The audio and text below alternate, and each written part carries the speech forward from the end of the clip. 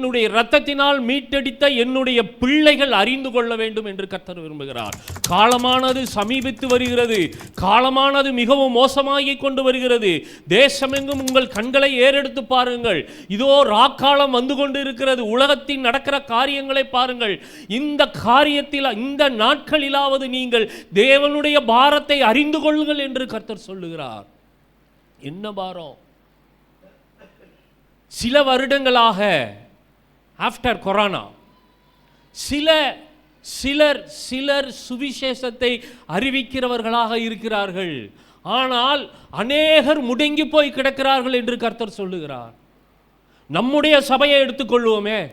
நம்முடைய சபை ஓடின ஓட்டம் இங்கே இருக்கிற அநேக விசுவாசிகளுக்கு தெரியும். நாம் ஓடின ஓட்டத்திலே எங்கெங்கெல்லாம் விதை விதைத்தோமோ அந்த இடத்திலெல்லாம் கர்த்தர் விளைய செய்தார். அந்த விளைவின் பலனை இந்த சபை பார்த்தது. ஆனால் இன்று சபை முடங்கி கிடக்கிறது என்று கர்த்தர் சொல்லுகிறார். அந்த ஏன் முடங்கி கிடக்கிறது என்பது நாம் தெரிந்து கொள்வதற்கு முன்பாக ஆண்டவராகிய இயேசு கிறிஸ்துவின் நாமத்தினாலே மகளிர் தின வாழ்த்துக்களை உங்கள் அனைவருக்கும் சொல்லிக் கொள்ளுகிறேன். கிறிஸ்துவுக்குள் ஆண் என்றும் இல்லை, பெண் என்றும் இல்லை. ஆனாலும் இந்த வாழ்த்தை சொல்லுவதிலே ஆண்டவராகிய இயேசு கிறிஸ்துவின் நாமத்தில் நான் சந்தோஷப்படுகிறேன். கர்த்தர் சொன்ன செய்திக்குள்ளாக நான் எடுத்து வந்த செய்தி வேற. இந்த இடத்துல மகளிர் தினம்னு போட்ட உடனே இது ஏற்கனவே மகளிரை பற்றி நான் கர்த்தர் என்கிட்ட சில விஷயங்களை பேசிக்கிட்டே இருந்ததுனால அதை இந்த இடத்துல ஏவுனதுனால அந்த செய்தியை கொஞ்சமாக உங்களுக்கு மகளிர் தினத்துக்காக கொடுத்துட்டு நேரம் இருந்தால் நம்ம அந்த மெயின் செய்திக்குள்ளே போவோம். நீங்கள் நல்லா பார்த்தீங்கன்னா தேவனுடைய ஊழியத்தை செய்தவர்களில் ஆண்களை காட்டிலும் பெண்கள் தான் அதிகம். ஒரு பாஸ்டர் ஒரு சபை ஆரம்பிக்கிறாரு ஒரு இடத்துல போய் புதுசாக அப்படின்னா முதலாவது பெண்கள் தான் அந்த சபைக்கு வருவாங்க. அதுக்கப்புறம் தான் ஆண்கள். இயேசு கிறிஸ்து கூடவே நிறைய பெண்கள் தங்கள் ஆஸ்திகளாலும் தங்களுடைய பெலனினாலும் ஊழியம் செய்தார்கள் என்று லூக்கால பார்க்குறோம். லூக்கால 8ஆம் அதிகாரத்தில் 2-3 இதில் அவங்கெல்லாம் தங்களுடைய ஆஸ்திகளாலும் தங்களுடைய பெலனாலும் ஊழியம் செய்தாங்கன்னு அந்த இடத்துல பதிவு பண்ணப்பட்டிருக்கு. ஆனால் அவர் மரித்த பின்பு அவருக்கு பின்பாக சென்ற எத்தனை பெண்களோ அத்தனை பெண்களும் எல்லாரும் பிரிந்து சுவிசேஷத்தை அறிவித்தார்கள் என்பதை நீங்கள் ஞாபகத்தில் வைத்துக் கொள்ள வேண்டும். இது ஆணாதிக்க சமுதாயம்தான். ஆனாலும் கர்த்தர் அந்த ஆணாதிக்க சமுதாயத்தை விரும்பவில்லை. கர்த்தர் பெண்கள் எந்திரிக்க வேண்டும் என்று விரும்புகிறார். மகளிர் எந்திரிக்க வேண்டும் என்று விரும்புகிறார். அதற்கு ஏகப்பட்ட காரியங்களை வேதத்தில் சொல்லி வைத்திருக்கிறார். ஆனால் நாமோ என்ன சொல்லுகிறோம்? இந்த சொன்ன பழமொழிகளை பார்க்கிறோமே, இந்த பழமொழிகளைப் போலவா நாம் இருந்து விடுகிறோம் சில நேரங்களில். கர்த்தருடைய பாரம் அதுவல்ல. கர்த்தர் என்று உங்களை பார்த்து சொல்லிக் கொண்டு இருக்கிறார், நீங்கள் எழுந்திருத்தே ஆக வேண்டும். கர்த்தருக்காக நீங்கள் எழுந்து சிலம்பம் செய்ய வேண்டும் என்று கர்த்தர் சொல்லுகிறார். ஒருவேளை சில சகோதரிகள் சொல்லலாம், எனக்கு தெரியும், நீங்க போனீங்க சுவிசேஷம் செய்தீங்க, எல்லா இடத்திலும் போய் டிராக்ஸ் கொடுத்தீங்க, உண்மைதான். ஆனால் அது பண்டிகை நாட்களில் மாத்திரமல்ல, உங்கள் ஜீவனுள்ள எல்லா நாட்களிலும் நீங்கள் சுவிசேஷத்தை அறிவிக்க வேண்டும் என்று கர்த்தர் சொல்லுகிறார். இதுவே உங்கள் மேல் விழுந்த கடமை என்றும் கர்த்தர் சொல்லுகிறார். வேதத்தில் சில பெண்களோட காரியங்களை மறைத்து எழுதி வைக்கப்பட்டிருந்தாலும் அதை பெண்களுக்கு ஊழியம் இல்லை என்று நீங்கள் நினைத்துக் கொண்டிருக்கிறீர்கள். இல்லை.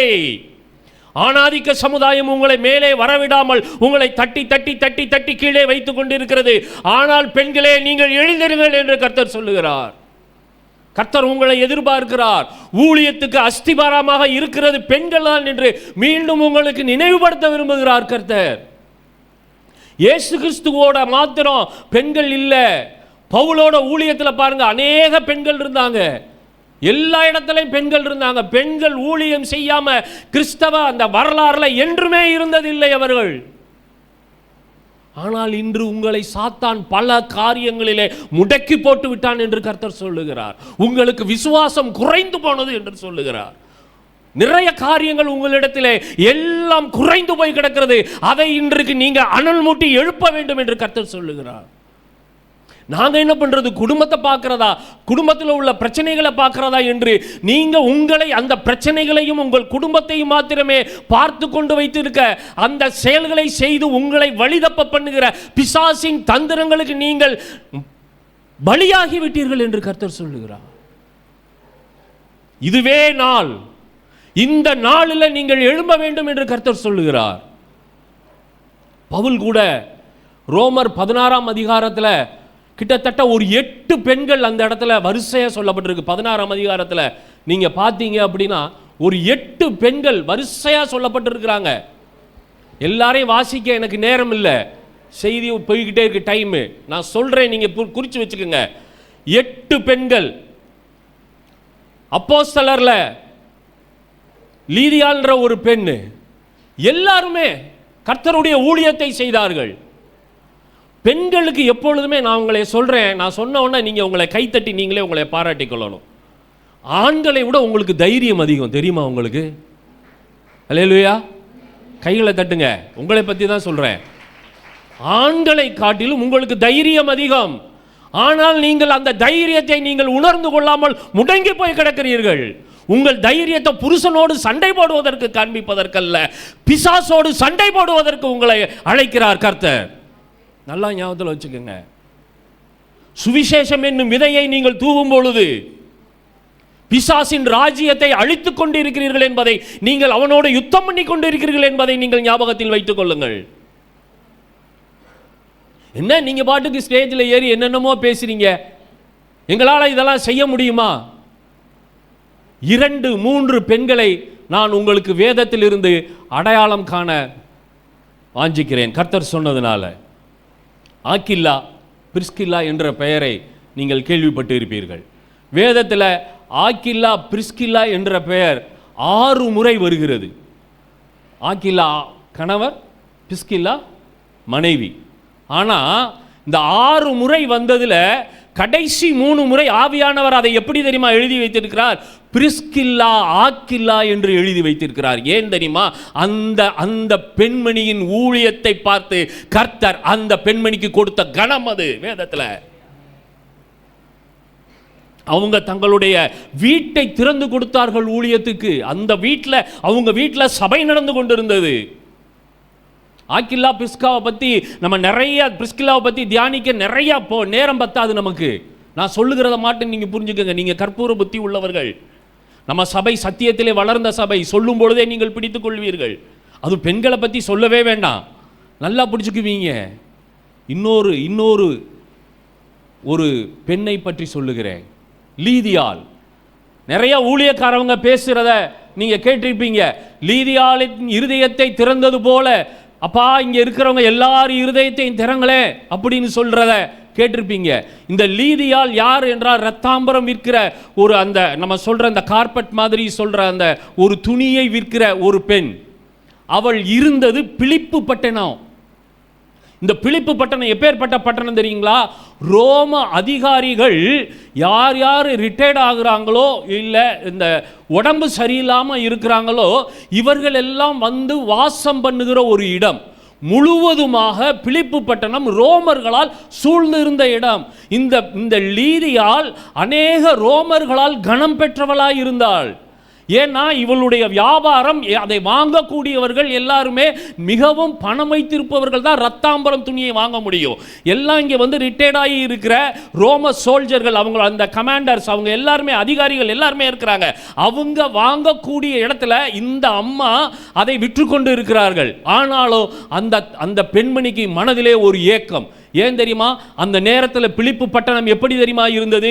எங்கு திரும்பினாலும் நீங்கள் இன்னைக்கு விக்கிரகத்தை பார்க்குறீங்களே, அதே போல சீசருடைய விக்கிரகம், சீசருடைய சிலை எல்லா இடத்துலையும் இருக்கும். அதற்கு முன்னாடி சீசர் தான் ராஜா, சீசர் தான் தெய்வம் என்று சொல்லி ஒரு சீட்டை எழுதி கொளுத்தி அந்த சிலையை கும்பிட வேண்டிய ஒரு காலம். பிலிப்பு பட்டணத்தில் யார் யார் இருக்கிறார்களோ அவர்கள் எல்லாரும் அதை செய்தாக வேண்டும். அது நீ ரோமனோ யூதனோ வேறு யாரா இருந்தாலும் பரவாயில்ல, நீ சீசரை வணங்கியே ஆக வேண்டும் என்கிற ஒரு நெருக்கத்தின் காலம். அந்த காலத்தில் மனது வேதனை பற்றி இந்த யூத ஸ்திரீ லீதியால் என்ன பண்ற? ஆற்றோரத்தில் வெளியே, நீங்க அப்போஸ்தலர் நடவடிக்கைகளில் சொல்லப்பட்டிருக்கு, அப்போஸ்தலர் 16-14, 12-13, அப்போஸ்தலர் 16ஆம் அதிகாரத்தில் 12, 13, 14 பார்த்தீங்கன்னா அந்த பிலிப்பு பட்டணத்தில் இருந்ததை நீங்கள் அந்த காரியங்கள் எல்லாம் சொல்லப்பட்டிருக்கிறத நீங்கள் பார்க்க முடியும். அவர் மனது வெதும்பி, லீதியால் என்ன பண்ணுறாங்க? அங்கே வெளியில் இருக்கிற ஆற்றங்கரையில் வந்து தன்னுடைய தேவனை தொழுது கொண்டு இருக்கிறார்கள். அப்பொழுதுதான் பவுல் அந்த இடத்துல வந்து தான் வழக்கமாய் ஜெபம் பண்ணுகிற அந்த இடத்துல வந்து யாரை இந்த அம்மா தொழுதுகிட்டு இருக்கிறாங்களோ அந்த தேவனை பற்றி சொல்லும் பொழுது அவர்கள் ஏற்றுக்கொள்ளுகிறார்கள். அந்த அம்மா சும்மா இல்லை, அதோட அந்த பெண்மணி சும்மா இல்லை. ரோமாபுரி ஆட்சி ஆண்ட அந்த பிலிப்பு பட்டணத்திற்குள்ளே சுவிசேஷத்தை கொண்டு போவதற்கு மிகவும் வைராக்கியம் உள்ளவர்களாக இருந்தார்கள். நெருக்கமான சூழ்நிலை தான். இன்னைக்கு நீங்க பார்க்குறீங்களே, சுவிசேஷ எதிர்ப்பாளர்கள் ஆட்சி செய்து கொண்டிருக்கிற மாநிலங்களில் ஒரு பெண் போய் சுவிசேஷம் சொல்ல முடியுமா? இன்னைக்கு ஒரு ஊழியம் செய்ய முடியுமா? செய்ய முடியாதல்லவா? இதை விட மோசமான நிலைமை அன்றைக்கு பிலிப்பு பட்டணத்திலே இருந்தது. தைரியமாய் போய் சுவிசேஷத்தை அறிவித்த பெண் தான் லீதியாள். அதனால தான் ஆவியானவர் எழுதி வைத்தார் வேதத்தில். நாம என்ன செய்து கொண்டு இருக்கிறோம்? உங்க கணவர் போறேன்னு சொன்னாலும் போனா அடி வாங்கிடுவீங்க, சும்மா இருங்கன்னு சொல்லி அமுக்கி வைக்கிற பெண்கள் தான் இன்றைக்கு அநேகர் இருக்கிறீர்கள். கர்த்தர் உங்களை பார்த்து இன்றைக்கு நீங்கள் எழுந்திருந்தே ஆக வேண்டும் சுவிசேஷத்திற்காக என்று சொல்லுகிறார். லீதியாள் சாதாரண பெண்மணி அல்ல, மிகவும் கனமுள்ள ஸ்திரீ. மொத்த வியாபாரமும் யாரை நம்பி இருக்குன்னா ரோமாபுரியில் இருக்கு. அந்த பிலிப்பு பட்டணத்தில் இருக்கிற ரோம அதிகாரிகளையும் ரோம அந்த போர்ச்சேவகர்களையும் நம்பிதான் இருக்கு. வேற யாரையும் நம்பி இல்லை. அவங்க தான் அதை வாங்க முடியும். என்னுடைய தொழிலே போனாலும் பரவாயில்லை என்று தைரியமாக சுவிசேஷத்தை பிலிப்பு பட்டணத்துக்குள்ளே எடுத்துக்கொண்டு போன பெண் அவள். உங்களால் முடியுமா? கர்த்தர் என்று உங்களை பார்த்து கேட்கிறார். சும்மா மகளிர் தினம் சொல்லி உங்களுக்கு வாழ்த்தை சொன்ன உடனே நீங்களும் பாஸ்டர் கொடுக்கிற கிஃப்டை வாங்கிட்டு போன உடனே சும்மா இருந்து விடுவதற்காக அல்ல, கர்த்தருடைய ஊழியத்தை செய்வதற்கே நீங்கள் அழைக்கப்பட்டிருக்கிறீர்கள் என்பதை நீங்கள் ஞாபகத்தில் வைத்துக் கொள்ளுங்கள். சும்மா அடங்கி அடுப்பங்கரையில் உட்கார்ந்து இருக்கிறதும் உங்கள் கணவருக்கும் உங்கள் பிள்ளைகளுக்கும் வேலை பார்த்து அவர்களை போஷிப்பது மட்டுமே உங்களுடைய வேலை அல்ல. கர்த்தர் உங்களுடைய கால்களை எதிர்பார்க்கிறார். நீங்கள் ஓடிய இடத்திலெல்லாம், விதைத்த இடத்திலெல்லாம் விளைந்த பலனை நீங்கள் பார்த்தீர்கள் என்பதை கர்த்தர் சொல்லுகிறார். இன்னைக்கு நான் சொல்றேன், பாஸ்டர் முன்னாடி வச்சுக்கிட்டு பாஸ்டரோட சேர்ந்து நீங்க எல்லாம் சேர்ந்து அந்த ஊழியத்தை கடைசி நாட்களில் செய்து நான் கேள்விப்பட்டிருக்கிறேன். ஷேர் ஆட்டோவில் போனோம், அங்கே போனோம், இங்கே போனோம், பெண்கள் தான் அதிக கூட்டமாக போனீங்கன்னு கேள்விப்பட்டிருக்கிறேன். நீங்க போய் வைத்த கால்வடி வைத்த இடத்தில் எல்லாம் கர்த்தர் விளைய செய்தாரா இல்லையா? ஏன் இன்று முடங்கி போனீர்கள் என்று கர்த்தர் கேட்கிறார்.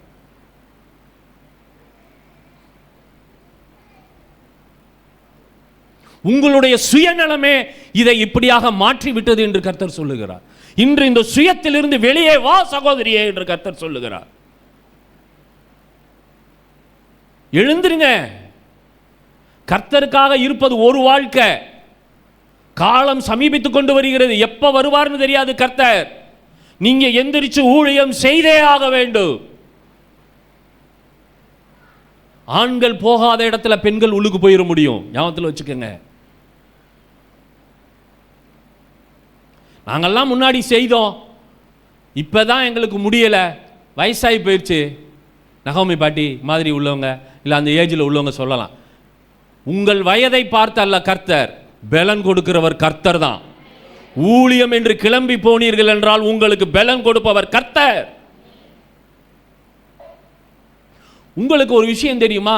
உங்களுக்குள்ள எவ்வளவு வரங்களை வைத்து இருக்கிறார் என்பது கர்த்தர் உங்களுக்கு தெரியுமா? உங்களுக்கு மார்க் 16ஆம் அதிகாரத்தில் அதுதான் சொல்லப்பட்டிருக்குது. விசுவாசிக்கிறவர்களால் நடக்கும் அடையாளங்களாவன, அந்த இடத்துல ஒரு ஊழியக்காரனால் நடக்கும் அடையாளங்களாவன அப்படின்னு எழுதல. அப்போஸ்தலனால் நடக்கும் அடையாளங்களாவன எழுதல. ஒரு தீர்க்கதரிசியினால் நடக்கும் அடையாளங்களாவன என்று எழுதல. விசுவாசிகளுக்கு கொடுக்கப்பட்ட அந்த வரங்களை நீங்கள் இந்த வரும் காலத்திலே நீங்கள் அதை யூஸ் பண்ணணும்னு கர்த்தர் விரும்புகிறார். போங்க ஆஸ்பத்திரிக்கு துணிஞ்சு.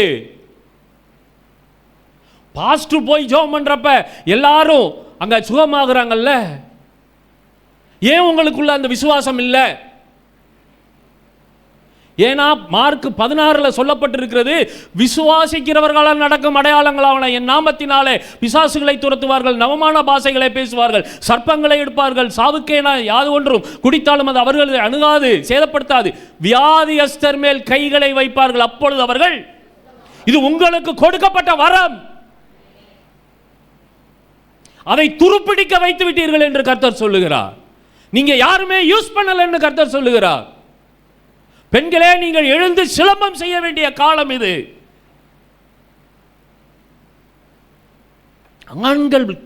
ஆண்கள் ரொம்ப மோசமாக போயிட்டாங்க. அவர்கள் எழுந்து சுவிசேஷத்திற்கு போறதில்லை. ஏன்? போன மாதம் திருப்பரங்குன்ற மேட்டரை பற்றி பேசணுமே, எத்தனை பேர் நம்ம சபையில் இருந்து அதுக்காக போனீங்க? ஒரு பைக் எடுத்துட்டாச்சும் போனீங்களா? பாஸ்டர் 7 முறை அங்கே சுற்றிக்கிட்டு இருந்த பேசியும் நீங்கள் செய்யாததுனால இந்த சபையின் சகோதரர்களிடத்தில் கண்டிப்பாக கர்த்தர் கணக்கு கேட்பார். ஏன் செய்யலை? 2 சகோதரர்களாக போயிருக்கலாம்.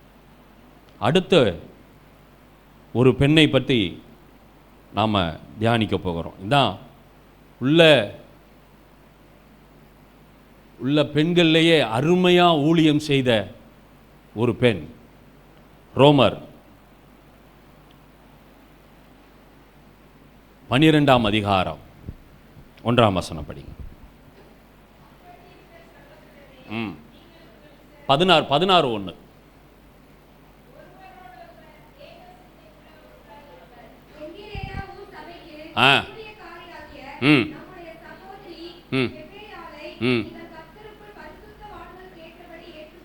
போரும். இங்கே வந்து ஃபெபேயால் அப்படின்னு சொல்லி ஒரு சகோதரியை பற்றி சொல்லப்பட்டிருக்கு.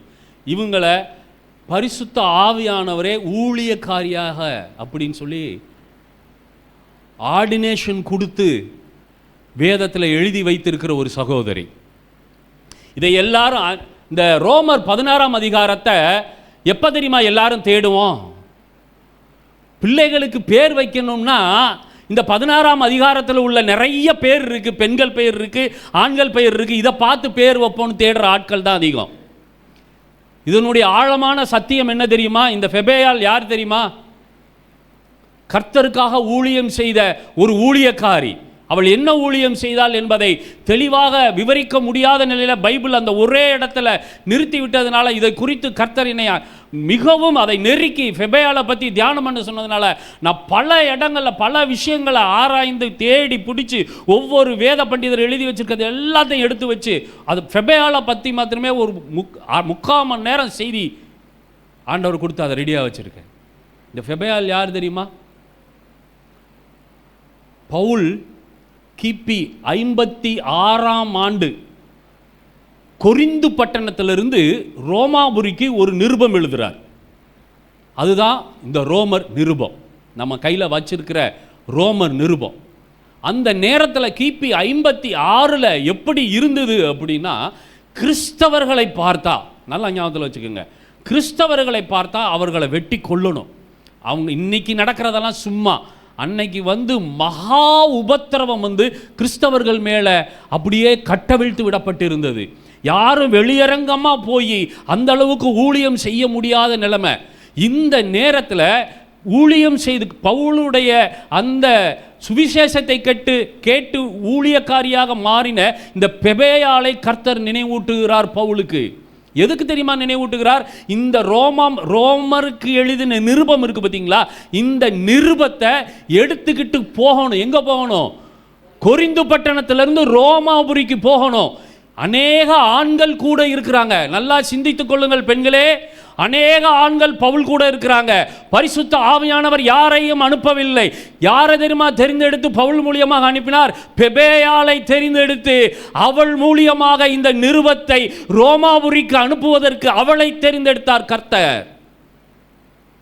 அது என்னமோ இங்கிருந்து கோமதிபுரத்திலிருந்து மேலமடைக்கோ அண்ணா நகருக்கோ போகிற தூரம் இல்லை, 1156 கிலோமீட்டர். 1156 கிலோமீட்டர் கர்த்தருடைய வார்த்தையை சுமந்து கொண்டு ஒரு பெண் தனியாக போக வேண்டும் என்றால் எவ்வளவு தைரியம் வேணும், எவ்வளவு பாசம் கர்த்தர் மேல இருந்திருக்கணும், எவ்வளவு அன்பு கர்த்தர் மேல இருந்திருக்கணும். எல்லா உளவாளிகளும் நோட் பண்ணிட்டே இருக்கிறாங்க. பவுல் என்ன செய்யறாரு, பவுல் மூலியமா இருக்கிற ஊழியர்கள் என்ன செய்யறாங்க, எங்க போய் சுவிசேஷம் சொல்றாங்க, எந்த இடத்துல ஆராதனை நடத்துறாங்க, அந்த இடத்துல எல்லாம் போய் பிடிச்சிருவோம்னு சொல்லி எல்லா மொத்த சேனையும் சூழ்ந்து கொண்டு இருக்கிற நாட்கள் அது. இன்னைக்கு உத்தரப்பிரதேசத்தில் நடக்குதே அதே போல, இதை விட பல மடங்கு அங்க. அன்னைக்கு அந்த நேரத்தில் இந்த லெட்டரை எடுத்துக்கிட்டு போகணும். 1156 கிலோமீட்டர் என்பது சாதாரண தூரம் அல்ல. நீங்களே உங்களை குறைத்து சொல்லிக் கொண்டீர்களே இந்த பழமொழிகளை வைத்து. நம்ம பழமொழியெல்லாம் கேட்கும், பெண்கள்கிட்ட ஒரு விஷயம் சொன்னா ஊருக்கே இந்த பழமொழியை சொல்லி சொல்லி நாங்கள் அப்படிதான் நீங்க நினைச்சுக்கிறீங்க. இல்லை, ஃபெபையாளை போல மாறுங்கள், ரகசியத்தை காத்துக்கொள்ளுங்கள். 1156 கிலோமீட்டர் பயணம் செய்தவள் எத்தனை இடத்தில் அவள் தங்கி தங்கி போயிருக்க வேண்டும், எத்தனை நாட்கள் ஆகியிருக்க வேண்டும் என்பதை நீங்கள் கவனித்துக் கொள்ளுங்கள். சொந்தக்காரங்க கிடையாது, ஒரு சத்திரத்தில் தங்கணும். அன்னைக்கு ஒரு சிறு கூட்டமாக தான் அங்கங்கே போய் தங்குவாங்க. 4 பேர் பேசுவாங்க. பெண்கள்னா 4 பெண்கள் கூடி சூழ்ந்து வந்திருக்கும் போது பேசுவாங்க. தனி பெண்ணா டிராவல் பண்ண முடியாது. ஒரு கூட்டம் போகும்போது அந்த பெண்களோட சேர்ந்து போகணும். அப்ப பெண்கள் பேசிக்கொண்டா டக்குன்னு ஃப்ரெண்ட் ஆயிருவீங்க. உண்மையா இல்லையா? 2 பெண்கள் 3 பெண்கள் சேர்ந்தா டக்குன்னு ஃப்ரெண்ட் ஆயிருவீங்க. அப்படி ஆனப்பையும் அந்த பெண் தன்னுடைய காரியத்தை செய்வதிலே கவனமாக இருந்தால் விஷயத்தை வெளியவே விடல. வெளியே விட்டா போச்சு, இந்த நிருபம் போகாதங்க. பயங்கர ஒரு கொடூரமான சூழ்நிலை, உயிர் போக வேண்டிய சூழ்நிலை, உயிரை பணயம் வைத்து சென்ற பெண். அதனாலதான் கர்த்தர் அந்த அங்கீகாரத்தை கொடுத்தார், ஊழியக்காரி என்று. இன்று உங்களுடைய நிலைமை என்ன? கர்த்தருக்காக உங்கள் உயிரை பணயம் வைக்க முடியுமா? ஊழியத்திற்காக? எனக்கு குடும்பம் இருக்கே, எனக்கு பிள்ளைங்க இருக்கே, எனக்கு அது ஆஸ்தி இருக்கே, அந்தஸ்து இருக்கே, இதெல்லாம் விட்டுட்டு நான் எப்படி போவது? இந்த பெண்ணுக்கு எல்லாம் இருந்தது. ஆனாலும் கர்த்தருடைய அன்பு அவளை நெருக்கி ஏவிற்று. பெண்களே, கர்த்தர் இன்று உங்களோடு பேசிக் கொண்டிருக்கிறார். நீங்கள் வீட்டில் சும்மா உட்கார்ந்திருப்பதற்கு உங்களை ரட்சிப்புக்குள் கர்த்தர் கொண்டு வரவில்லை. உங்களால் செய்ய வேண்டிய காரியம் அநேகம் உண்டு என்பதை நீங்கள் இன்று அறிந்து கொள்ளுங்கள். ஆனா பிசாசானவன் உங்களே தான் டார்கெட் பண்ணிக்கிட்டு இருக்கிறான். ஏவாள்ல இருந்து இன்னைக்கு வரைக்கும் கர்த்தர் அவனை ஜெயிக்கக்கூடிய அதிகாரத்தையும் உங்ககிட்ட தான் கொடுத்திருக்கிறாரு. ஜெயித்த பெண்களை தான் கர்த்தர் இந்த வேதத்திலே எழுதி வைத்திருக்கிறார் என்பதை நீங்கள் அறிந்து கொள்ளுங்கள். யார் யாரெல்லாம் பிசாசை ஜெயித்தார்களோ, யார் யாரெல்லாம் பிசாசின் தந்திரத்தை ஜெயித்தார்களோ, அவர்களுடைய பெயர்கள் தான் இந்த வேதத்திலே எழுதப்பட்டு இருக்கிறது என்பதை நீங்கள் தெரிந்து கொள்ளுங்கள். பெண்கள் பெரிய உளவாளிகளாக இருந்தார்கள் அந்த நாட்கள்ல. சபையில் போய் அந்த அன்று நடந்து கொண்டிருந்த அந்த சபை ஆதி நாட்களில் நெருக்கங்களில் இருந்தப்ப இவர்கள் தான் போய் இந்த இடத்துல, இந்த சபை இந்த நேரத்தில் இந்த மணி நேரத்தில் கூடும், நீங்கள் வந்துருங்கன்னு சொல்லி தூது போனவர்கள் பெண்கள். நாம் எப்படி இருக்கோம்? சபைக்கு வந்து ஜெபியுங்கள், நல்லது. ஜெபித்து விட்டா மட்டும் போதாது, செயலாற்ற வேண்டிய காலம் இது. மகளிர் தினம், தாய்மார் தினம் என்பது கொண்டாடுவது நல்லது. ஆனால் நீங்கள் செய்ய வேண்டிய காரியம் என்ன என்பதை நீங்கள் மறந்து போய் கிடக்கிறீர்கள்.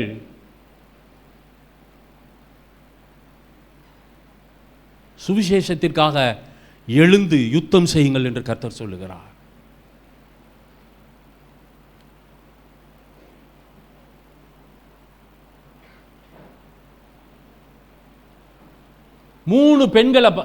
மூணு பெண்கள்ல பிரிஸ்கில்லா, லீதியால், ஃபெபேயால், இந்த பெண்களுடைய பெயர்களை வேதத்தில் எழுதி வைத்திருப்பது நீங்கள் அறிந்து கொள்ள வேண்டும் என்பதற்காகத்தான்.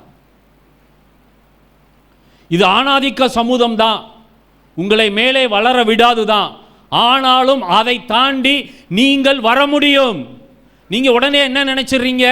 ஆணாதிக்க சமுதாயத்தை விட்டு நான் மேலே வந்து வர வேண்டும் என்றால் நான் என்ன செய்ய வேண்டும்? நான் போய் ஒரு நல்ல வேலை பார்க்க வேண்டும், நல்ல அதிகாரம் உள்ள ஒரு வேலைக்கு போயிடணும். அப்படின்னா நான் ஆணாதிக்க சமுதாயத்தை எதிர்த்து நின்றுவேன் நினைக்கிறீங்க? முடியாது. அங்க போனீங்கன்னா தான் தெரியும் ஆணாதிக்கம் உங்களை எவ்வளவு தூரம் அங்கே அடக்கி வைக்கிறது, உங்களை மேலே வரவிடாமல் எவ்வளவு தொந்தரவு கொடுக்கிறது என்பதை. அந்த இடத்துல உங்களுக்கு பாதுகாப்பு இருக்காது. அதே நேரத்தில் நீங்கள் கர்த்தருடைய சுவிசேஷத்தை அறிவிக்கும் நீங்கள் சேவகர்களாக புறப்பட்டீர்கள் என்றால் கர்த்தருடைய பாதுகாப்பும் கர்த்தருடைய யுத்தத்தின் வீரர்களும் உங்கள் பின்னாலே இருந்து உங்களை எந்த தீங்கும் அணுகாமல் உங்கள் போரிலே நீங்கள் ஜெயம் எடுக்க உங்களுக்கு உதவி செய்வார்கள் என்பதை நீங்கள் அறிந்து கொள்ளுங்கள். என்ன ஆயிடுச்சு? பல வருடங்களாக பெண்கள்னா ஜெபிக்க மட்டும்தான் இல்லை, வேதத்தை நன்றாக ஆராய்ந்து பாருங்கள். நீங்கள் எழுந்து சிலம்பாட்டம் செய்ய வேண்டிய காலம் இது. உட்கார்ந்து போய் இருக்க வேண்டியது இல்லை. கஷ்டம் வரும், பாடு வரும், துக்கம் வரும், பிரச்சனை வரும், கடன் பிரச்சனை வரும், வியாதி வரும், எல்லாம் வரும். வந்தாலும் அதற்கு மத்தியில் யார் ஊழியம் செய்கிறீங்களோ கர்த்தர் அவர்களை பாதுகாப்பார். எந்த தீங்கும் உங்களை அணுகாது. வரும், ஆனால் அது உங்களை மேற்கொள்ளாது. நல்லா ஞாபகத்தில் வச்சுக்கோங்க.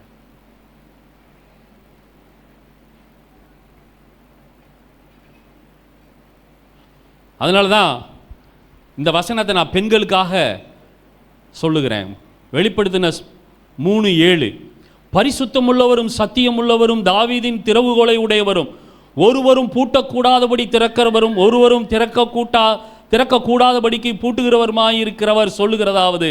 அடுத்த வசனம், உன் கிரியைகளை அறிந்திருக்கிறேன், உனக்கு கொஞ்ச பலன் இருந்தும் நீ என் நாமத்தை மறுதலியாமல் என் வசனத்தை கை கொண்டபடியினாலே இதோ திறந்த வாசலை உனக்கு முன்பாக வைத்திருக்கிறேன், அதை ஒருவனும் பூட்ட மாட்டான். கர்த்தருக்காக சிலம்பம் செய்ய போகிற பெண்களே, கர்த்தர் உங்களை பார்த்து இந்த வாக்குத்தத்தத்தை கொடுக்கிறார். நல்லா ஞாபகத்தில் வச்சுக்கோங்க. நீங்க ஒரு இடத்துக்கு போனீங்கன்னா அடைபட்டு இருக்கிற வாசல் திறக்கப்படும், ஒருவனும் பூட்ட முடியாது. ஆனால் நீங்கள் கொண்டு போக வேண்டியது சுவிசேஷம் என்னும் சாவி. வேறு சாவியை எடுத்துட்டு போனீங்கன்னா பூட்டப்பட்டது இன்னும் இறுக்கமாக பூட்டப்படும். சுவிசேஷம் என்னும் சாவியை நீங்கள் கொண்டு போனீர்கள் என்றால் எப்பேற்பட்ட பூட்டா இருந்தாலும் திறக்கிறவர் கர்த்தர். குழுவா பிளான் பண்ணுங்க. சபைக்கு பிரச்சனை, சபை எந்தெந்த இடத்துல சபை இல்லையோ, எந்தெந்த கிராமங்கள்ல ஆத்துமாக்கள் ரட்சிக்கப்படாம இருக்கிறாங்க,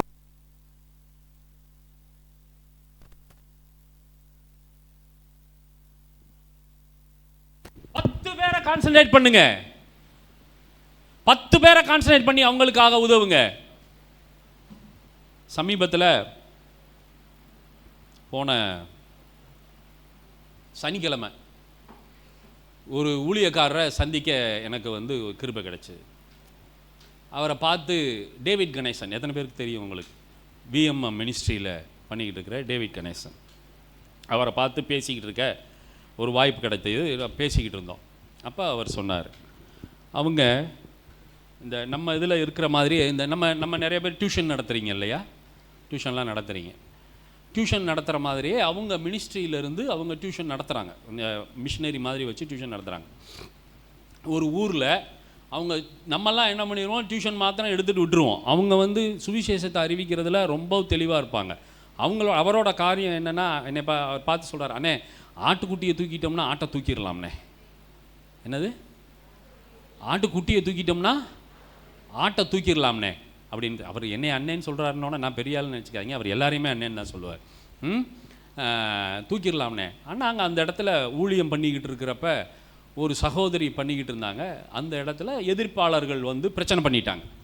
பிரச்சனை பண்ண உடனே அந்த இடத்துல நடத்த முடியாமல் போயிடுச்சு. கிட்டத்தட்ட ஒரு 3-4 வருஷமாக நடத்தி அந்த இடத்துல நடத்த முடியாமல் போயிடுச்சு. அந்த சகோதரியோட அவங்களோட அந்த நடத்திக்கிட்டு இருந்தவங்களோட வீடு ஜிஹெச்சுக்கு பக்கத்தில் அந்த வழியில். நடத்த முடியலைன்னொன்னே அந்த அம்மாவுக்கு உள்ளம் வாதித்து அவங்க ஜெபம் பண்ணியிருக்கிறாங்க. என்ன ஜெபம் பண்ணியிருக்கிறாங்கன்னா, ஆண்டவரே அந்த ஊர்லேருந்து எவனுக்காச்சும் வயிற்றால போய் வயிறு வலிச்சு ஏதாச்சும் ஒரு நோய் இந்த ஆஸ்பத்திரிக்கு வரணும் அப்படின்னு சொல்லி 3 வாரம் கண்டினியூஸாக ஜெபம் பண்ணிக்கிட்டு இருந்திருக்காங்க. 3 வாரம் முடிஞ்ச உடனே அந்த ஊரில் ஒரு பெரிய ரவுடி அவனுக்கு வயிற்றில் ஏதோ பிரச்சனைன்னு சொல்லி ஆஸ்பத்திரியில் அட்மிட் பண்ணிட்டாங்க. ஆஸ்பத்திரியில் அட்மிட் பண்ண உடனே அவனை பார்க்க அவங்க ஊர்க்காரங்க யாருமே வரல. இந்த ரவுடி கூட அவ்வளோ சீக்கிரம் யாரும் இது பண்ண மாட்டாங்க, ஒட்டுறவு வச்சுக்க மாட்டாங்க இல்லையா. அவனை பார்க்க யாருமே வரலை. இவங்க பார்த்துட்டாங்க. ரவுடியோட மனைவி வெளியில் வந்துட்டு போகிறத பார்த்துட்டாங்க. என்னன்னு போய் விசாரிச்சிருக்கிறாங்க. விசாரித்தப்ப இந்த மாதிரி உடம்பு சரியில்லாமல் படுத்துருக்கிறாருன்னா அந்த அம்மா உடனே செலவு பண்ணி நிறைய ஃப்ரூட்ஸ் எல்லாம் வாங்கிட்டு போய் பார்த்து கொடுத்து, என்னங்க உடம்பு சரியில்லாமன்னு அந்த ஆளுக்கு கொஞ்சம் கலக்கமாயிருச்சு. ஏன்னா துரத்துனதில் இவரும்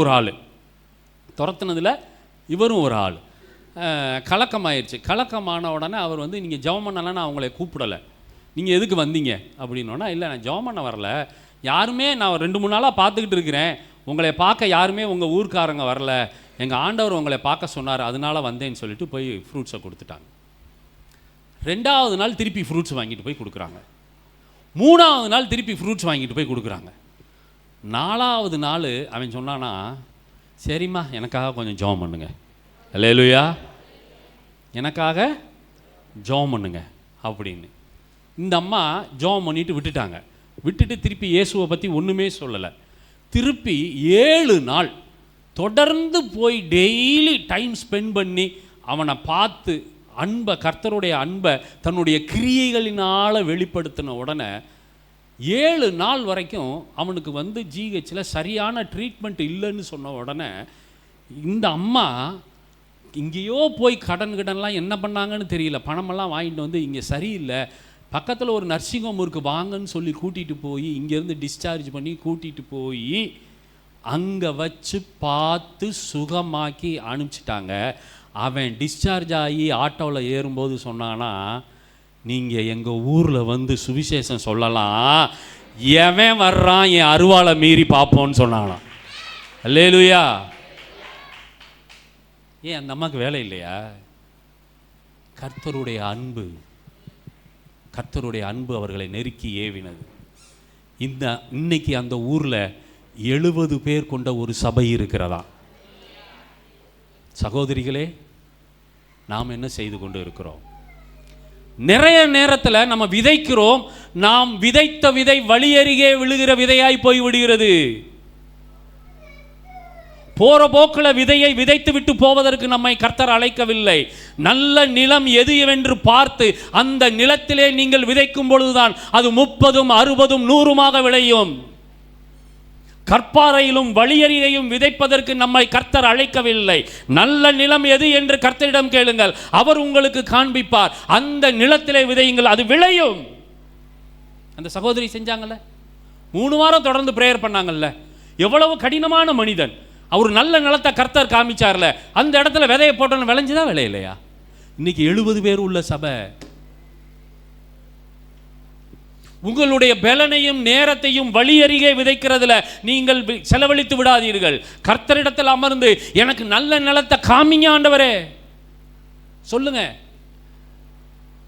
இன்னொரு விஷயத்தை உங்களுக்கு சொல்றேன். எனக்கு தெரிஞ்ச என் கூட எங்கள் டீமில் இருக்கிற ஒரு சகோதரன், அவர் வந்து இந்த சகப்பு சேலை கட்டிக்கிட்டு அவங்க என்ன இந்த மேல்மருவத்தூர் குரூப், அவங்க குரூப்பு. அந்த ஒரு அம்மா வந்து இவர் வந்து ஒரு நண்பரை பார்க்க போகிறப்ப ஒரு அம்மா நிறைய அந்த சடை பிடிச்சி இப்படி வச்சுருப்பாங்க தெரியுங்களா, அந்த மாதிரி ஒரு அம்மா நல்ல சிவப்பு சேலை கட்டிட்டு எப்போ பார்த்தாலும் இருக்குமா. அந்த அந்த வீதிக்குள்ளே சுவிசேஷம் சொல்கிறதுக்கு அனுமதிக்காது. ஆனால் இவர் ஒரு நண்பரை போய் பார்த்துட்டு வர்றதுக்கு தான் அது ஒன்று.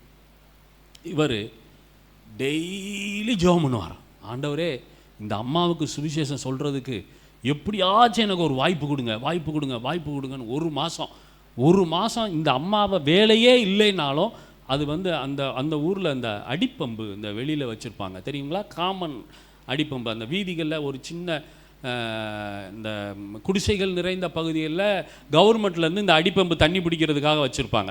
அந்த இடத்துல அது கரெக்டாக அந்த டைமில் வந்து தண்ணி அடிக்கிற நேரத்திலேயே இவர் ரெகுலராக அதே வழியிலேயே போய்கிட்டு ஜெபம் பண்ணிக்கிட்டே போயிட்டு இருந்திருக்கிறார்.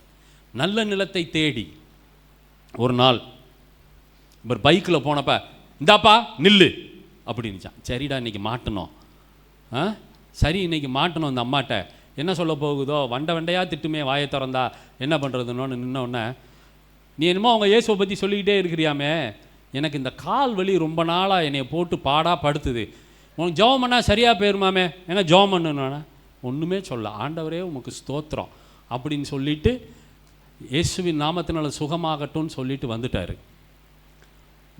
அந்த அம்மா தண்ணி எடுத்துகிட்டு வீட்டுக்கு போயிடுச்சு. அடுத்த நாள் திருப்பி அதே நேரம் போகிறப்ப நிப்பாட்டிருச்சு அந்த அம்மா.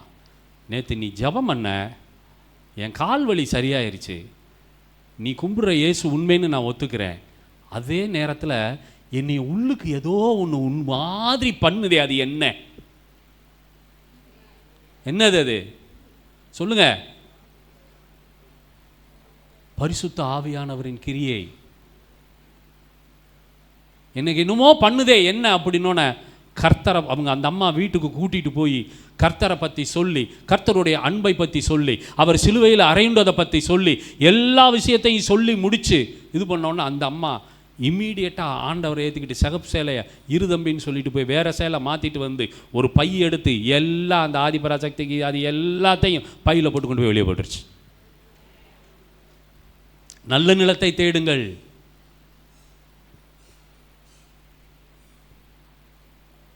சகோதரிகளால் முடியும். ஆனால் மெயின் செய்தியோட கடைசி பகுதியில் மட்டும் ஒரு சின்ன விஷயத்தை எடுத்து சொல்கிறேன். இது மொத்த சபைக்கு உண்டானது. ஏன் சுவிசேஷத்தை அறிவிக்க இன்று சபை தயங்குகிறது என்றால், சபைக்குள்ளே ஒரு மனம் இல்லை.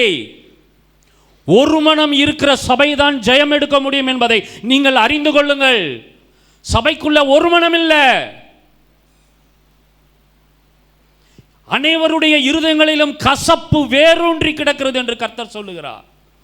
ஏதோ ஒரு காரியம் பக்கத்தில் உள்ளவங்களோட, பாஸ்டர் கூட, ஊழியக்காரவங்க கூட, சபை சக விசுவாசிகளோட, குடும்பத்தில் யாரு கூடயாவது உங்களுடைய இருதயம் கசப்பினால் வேரூன்றி நிற்கிறது என்று கர்த்தர் சொல்லுகிறார். இந்த கசப்பே உங்களை செயல்பட விடாமல் தடுத்து கொண்டு இருக்கிறது. சுவிசேஷம் சொல்ல விடாமல் தடுத்து கொண்டு இருக்கிறது. இது ஐக்கியம், இதுல வேறுபாடு இருக்கக்கூடாது. இந்த ஒருமனத்தை கெடுக்கிற பிசாசை விரட்ட வேண்டிய நீங்கள் அவனுக்கு இடம் கொடுத்து விட்டீர்கள் என்று கர்த்தர் சொல்லுகிறார். ஒரு மனம் இல்ல, கசப்பு வேரூன்றி கிடக்கு. இதுக்கெல்லாம் காரணம் என்ன தெரியுமா? இப்படி கசப்பும் நீங்கள் ஒரு மனமும் இல்லாம சுவிசேஷத்தை அறிவிக்காமல் இருந்தால் உங்களுக்கு ஐயோ என்று கர்த்தர் சொல்லுகிறார். உங்களுக்கு பரலோகத்திலே பங்கும் இல்லை, பாக்கியமும் இல்லை என்று கர்த்தர் சொல்லுகிறார். ஏன் தெரியுமா? இதுக்கெல்லாம் காரணம் ஏன் தெரியுமா? சுவிசேஷம் கூட்டமா போய் அறிவிக்க முடியல, ஏன் ஒரு மனம் இல்லை, ஏன் கசப்பு போய் இருக்கு தெரியுமா? உள்ள இருக்கு தெரியுமா? சக சகோதரனை மன்னிக்க முடியாமல் இருப்பதுதான். நல்லா ஞாபகத்தில் வச்சுக்கோங்க. பல நேரங்களில் நான் உங்களை பார்த்து சொல்லுகிறேன், என்னை பார்த்து நானே சொல்லுகிறேன், இங்கே இருக்கிற அனைவரையும் பார்த்து சொல்லுகிறேன், மன்னிக்கிற அந்த குணம் நம்மிடத்தில் இல்லை என்று கர்த்தர் சொல்லுகிறார். நம்ம நிறைய நேரத்தில் சொல்லிடலாம், இல்லை நான் மன்னிச்சிட்டேன், அவங்க என்ன செய்துட்டாங்க, நான் மன்னிச்சிட்டேன்னு சொல்லலாம். இல்லை, நான் ஒரு விஷயத்தை சொல்லுகிறேன், நீங்கள் உணர்ந்து கொள்ளுங்கள். நீங்கள் மன்னித்தவர்களை பற்றி இன்னொருவர் உங்களிடத்தில் வந்து குறை சொல்லும் பொழுது உங்கள் இருதயம் எப்படி இருக்கிறது? ஆமாமா, அவங்க அப்படிதான் என்னைக்கு உங்க இருதயத்தில் தோணுதோ நீங்கள் மன்னிக்கவில்லை என்று கர்த்தர் சொல்லுகிறார். அதனால தான் மத்தேயு 6:14-15 கர்த்தர் இப்படியாக சொல்லுகிறார், நீங்கள் மனுஷருடைய தப்பிதங்களை அவர்களுக்கு மன்னித்தால் உங்கள் பரமபிதா. அடுத்தது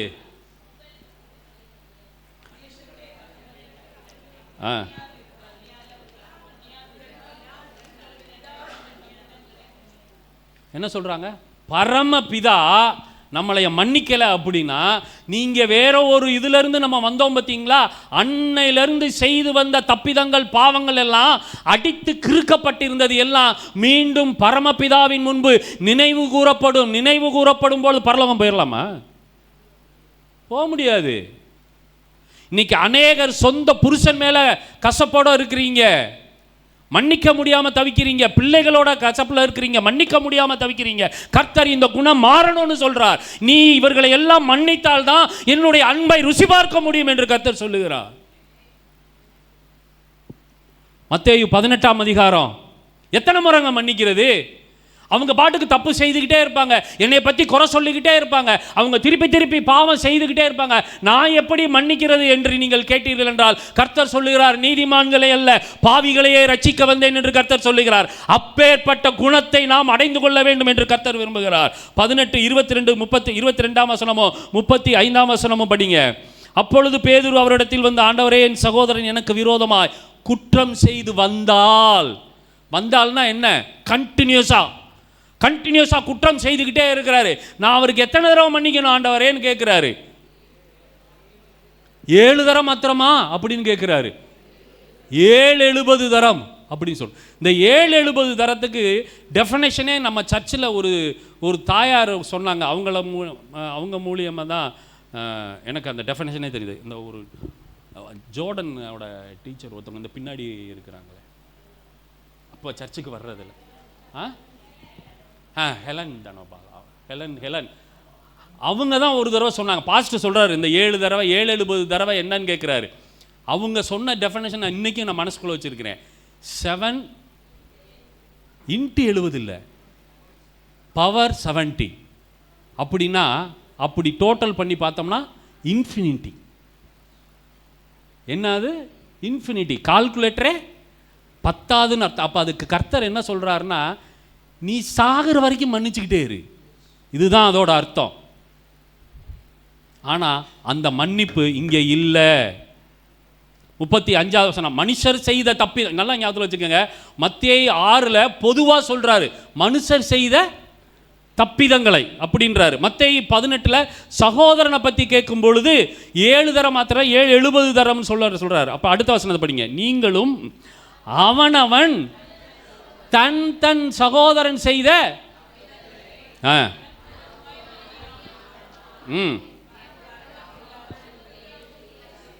தன் தன் சகோதரன் தானங்க போட்டிருக்கு, என் கூட பிறந்த சகோதரனை மாத்திரம் தானங்க சொல்லியிருக்கு. அப்படின்னு நினைச்சிங்கன்னா உங்களுக்கு வேதத்தை குறித்த அறிவு இல்லை.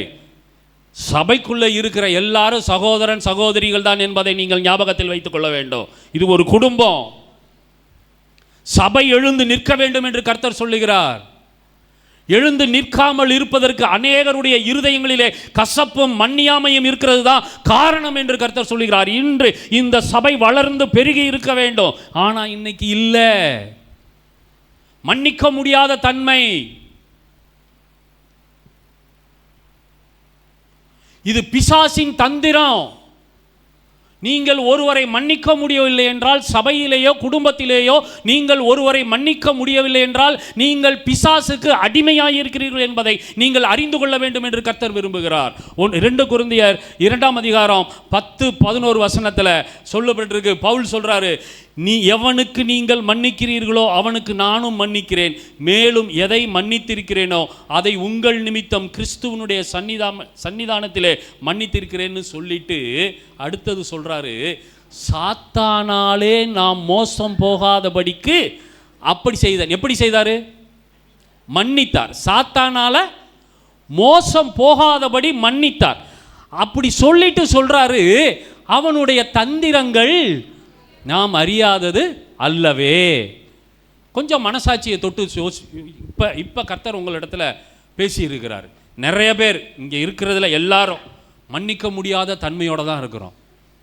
இன்னைக்கு கர்த்தர் உங்க கூட பேசிக்கிட்டு இருக்கிறார். நீங்கள் மற்றவங்களை மனிதருடைய தப்பிதங்களையும் சகோதரர்களையும் அவர்கள் செய்த காரியங்களையும் உங்களுக்கு விரோதமாக செய்த காரியமாக இருந்தாலும் பரவாயில்ல, இயேசுவோட பிள்ளையா நீங்கள்?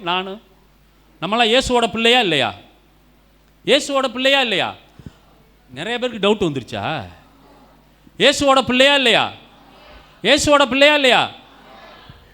அவரு தாடியை பிடிச்சி இழுக்கிறாங்க, கன்னத்தில் அரைகிறாங்க, முள்முடி வைக்கிறாங்க, வார்னால அடிக்கிறாங்க. இதெல்லாம் பத்தாதுன்னு சிலுவையில் போய் அரைகிறாங்க. சிலுவையை தூக்கிட்டு போகும்போது கீழே விழுந்தா எந்திரிச்சு தூக்கிட்டு போ அப்படின்னு அடிக்கிறாங்க. செத்து போயிட்டாரு. அதுக்கப்புறம் ஈட்டியை வச்சு குத்துறான். இந்த ஈட்டியை வச்சு குத்துறதுக்கு முன்னாடி அவர் என்ன செய்தாரு? பிதாவே, இவர்களை நான் இயேசுவோட பிள்ளை என்று சொல்லிக்கொண்டு மார்த்தட்டுவதில் அர்த்தமல்ல, அவரை போல வாழ்ந்து காட்டுவதற்கு தான் கர்த்தர் நம்மை அழைத்து இருக்கிறார் என்பதை நீங்கள் அறிந்து கொள்ளுங்கள். மன்னிக்கிற இருதயம் வேணும்னு இப்ப நம்ம எல்லாரும் ஜெபம் பண்ண போறோம். நிறைய பேரோட இருதயத்தில் மன்னிப்பு இல்லை. நீங்க மன்னிக்கல அப்படின்னா உங்கள் இருதயத்தில் கசப்பு என்கிற தார் போன்ற பாவம் உங்கள் இருதயத்தை முழுமையாக அப்படியே சூழ்ந்து கொள்ளும். உணர்வில்லாத இருதயமா மாத்திரும். எத்தனை தடவை எத்தனை ஊழியக்காரங்க வந்து சுவிசேஷம் சொல்லுனாலும் இருதயம் இடம் கொடுக்காது. நீ மற்றவங்களை மன்னினாலும் இடம் கொடுக்காது. நீ அதை ஊழியம் செய்யினாலும் எந்த ஒரு வசனத்துக்குமே கீழ்ப்படியாது. ஏன் தெரியுமா? கசப்பு என்கிற அந்த பிச்சு இருதயத்தை முழுவதுமாக மூடி இருக்கும் பொழுது கர்த்தருடைய வார்த்தை உங்களுக்குள்ளாக போகாது. இப்போ நம்ம எழுந்து ஜெபம் பண்ண போகிறோம். ஆண்டவரே, இன்னைக்கு என் இருதயத்தில் இருக்கிற கசப்பும், நான் மன்னிக்க முடியாதவங்க நிறைய பேர் இருக்கிறாங்க. ஆண்டவரே, இவங்களெல்லாம் மன்னிக்கிறதுக்கு எனக்கு இன்னைக்கு நீங்கள் கிருபை தாங்கன்னு கேட்க போகிறோம். எல்லாரும் எழுந்துறீங்க, டக்குன்னு எழுந்துறீங்க. டக்குன்னு எந்திரிங்க. இதை செய்துட்டா கர்த்தருடைய அன்பை நீங்கள் ருசி பார்ப்பீங்க. இதை செய்துட்டா கர்த்தருக்காக எழுந்து சிலம்பம் பண்ணுவீங்க. இதை செய்துட்டா கர்த்தருடைய சுவிசேஷத்தை நீங்கள் அறிவிக்காமல் விட மாட்டீங்க. இப்போ கர்த்தர் உங்களிடத்துல பேசி இருக்கிறார், என்னோட பேசி இருக்கிறார், சபையில் உள்ள ஒவ்வொருத்தரோடையும் பேசி இருக்கிறார். பெண்களே, நீங்கள் யார் என்பதை உங்களுக்கு கர்த்தர் பேசி இருக்கிறார். என்ன காரியத்தினால சுவிசேஷம் செய்ய முடியல, சுவிசேஷம் சொல்ல முடியல என்பதை கர்த்தர் பேசி இருக்கிறார். நீங்க இப்ப ஒவ்வொருத்தரும் நீங்களே அறிக்கை பண்ண போறீங்க, யாரும் அறிக்கை பண்ண போறதில்லை. சகோதரர்களும் தான் இந்த செய்தி, செய்தியோட கடைசி பகுதி எல்லா சகோதரர்களுக்கும் தான், சபையில் உள்ள ஒவ்வொருத்தருக்கும் தான். இப்ப நீங்க ஜெபம் பண்ண போறீங்க. கர்த்தருடைய கரம், கர்த்தருடைய தயவு, கர்த்தருடைய மன்னிக்கும் இரக்கமும் தயவும் இப்பொழுது நம்மேது இறங்கி வரப்போகிறது. நீங்க கேட்க போறீங்க, ஒரு மனிதன் உங்களுக்காக வாதாட முடியாது. இந்த காரியத்தில் நீங்க தான் கர்த்தரிடத்துல கெஞ்சணும், நீங்க தான் கர்த்தரிடத்துல போராடணும். அப்பா, என்னை மன்னிச்சிருங்க, உங்களுடைய மன்னிப்பு விடாம போய் எனக்கு கிடைக்காம போயிடக்கூடாது ஆண்டவரே. ஆண்டவரே, இதோ நான் சிலரை மன்னிக்காம இருக்கிறதுனால பரம பிதாவு எனக்கு மன்னிக்க மாட்டார் என்பதை நான் தெரிந்து கொண்டேனே ஆண்டவரே. இப்ப நான் இடம் கொடுக்கிறேன், என் இருதயத்தில் இருக்கிற கசப்பு வெளியே போகட்டும், எனக்கு மன்னிப்பு என்கிற அந்த இருதயம் வரட்டும் ஆண்டவரே. எனக்கு கொடுங்க கொடுங்கன்னு கேளுங்க. கேட்கிற எவனும் பெற்றுக்கொள்கிறான் என்று எழுதப்பட்டிருக்கிறதே. கேட்கிறீங்களா? இப்ப இந்த நேரத்தில் கேட்கிற எவனும் இயேசுவின் நாமத்தினால ஒரிகோ போசிகா தரகபதரா ஒரிபெலேகெபெகெதே ரெகபரதரபா பெற்றுக்கொள்ளுங்க, பெற்றுக்கொள்ளுங்க அந்த மன்னிப்பின் கிருபையை, அந்த மன்னிப்பின் கிருபையை. கசப்பு வெளியே போகட்டும், கசப்பு வெளியே போகட்டும் இயேசுவின் நாமத்தினால. அந்த மன்னிப்பின் கிருபை வரட்டும், அந்த மன்னிப்பின் கிருபை வரட்டும், அந்த மன்னிப்பின் கிருபை வரட்டும். நான் பாவம் செய்தேன், உம்மை நோக செய்தேன். நான் பாவம் செய்தேன், உம்மை நோக செய்தேன். உம்மை தேடாமல் வாழ்ந்து வந்தேன், உம்மை தேடாமல் வாழ்ந்து வந்தேன். என்னை மன்னியும் தெய்வமே, இந்த ஒரு விசை மன்னியும். அடுத்த சான்சா. முள்மூடி தாங்கி ஐயா காயப்பட்டி, முள்மூடி தாங்கி ஐயா காயப்பட்டி, நீர் எனக்காக பலியானி, நீர் எனக்காக பலியானி. உம் ரத்தத்தால் கழுவிவிடும், உம் ரத்தத்தால் கழுவிவிடும். துன்ப வேளையிலே மனம் துவண்டு போனேன், துன்ப வேளையிலே மனம் துவண்டு போனேன். உம்மை நினையாது தூரப் போனேன், உம்மை நினையாது தூரப் போனேன். என்னை மன்னியும் தெய்வமே, இந்த ஒரு விசை மன்னியுமே. இயேசுவே என் தெய்வமே, என்னை மனமிரங்கும். இயேசுவே என் தெய்வமே, என்னை மனமிரங்கும்.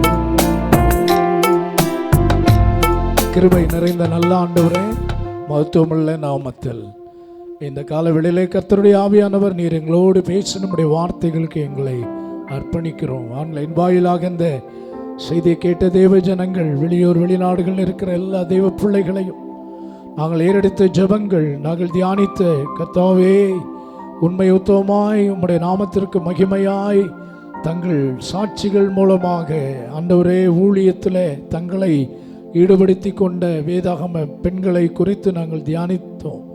கர்த்தாவே, ஆவியானவரே, எங்களை நிரப்பி அப்படிப்பட்ட அபிஷேகத்தினால வல்லமையுள்ள உம்முடைய கருவிகளாக எங்களை பயன்படுத்தும். தடைகளை கர்த்தர் தயவாய் நீக்கி இன்னும் உமக்காக நாங்கள் அரும்பெரும் காரியங்களை செய்திட கிருபை செய்யுங்க, வழி நடத்துங்க.